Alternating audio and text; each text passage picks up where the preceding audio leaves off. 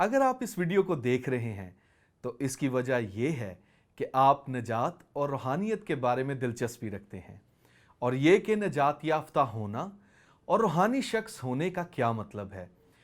पहली बात यह है कि हमें यह समझना है कि सब इंसानों में रूहानी इंसार मौजूद है, क्योंकि हमें खुदा ने बनाया है और उसने अपनी शबीह पर हमें बनाया है।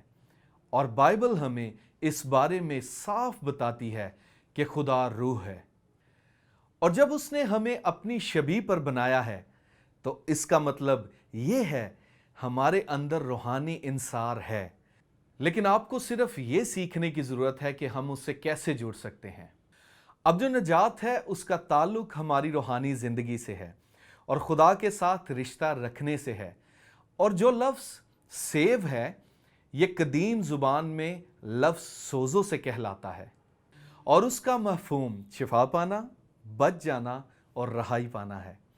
यीशु मसीह जहाँ भी गए उन्होंने लोगों को यही सिखाया, जो उस पर ईमान लाते हैं वो खुदा के साथ अपना रिश्ता बना सकते हैं और एक रूहानी शख्स बन सकते हैं और वो हमेशा के लिए बच सकते हैं और खुदा के साथ हमेशा के लिए रह सकते हैं। लेकिन उन्होंने लोगों को ये भी बताया कि वो दुश्मन की तरफ से जज्बाती और दिमागी तौर पर दबाव का शिकार हो सकते हैं और वो लोगों को सताए जाने की सोच से, जहनी दबाव, खुदकुशी से आज़ादी देंगे।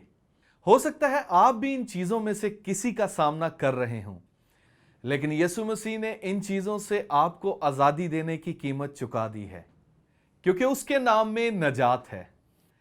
अगर आप एक रूहानी शख्स बनना चाहते हैं तो इसका आगाज़ इस नजात से शुरू होता है और यीशु मसीह पर ईमान रखने और नजात के लिए इस पर यकीन रखने से मुमकिन है। अगर आप इन बातों के बाद इस गुफ्तगू को जारी रखना चाहते हैं तो हमारे लोग आपसे बात करने के लिए, आपकी मदद करने के लिए खुश होंगे। इस तरह आप जिंदगी के कुछ ज़वाबित, जैसे कि दुआ कैसे करनी है, खुदा के साथ रिश्ता कैसे कायम रखना है, रूहानी शख्स कैसे बनना है, इस बारे में सीख सकते हैं।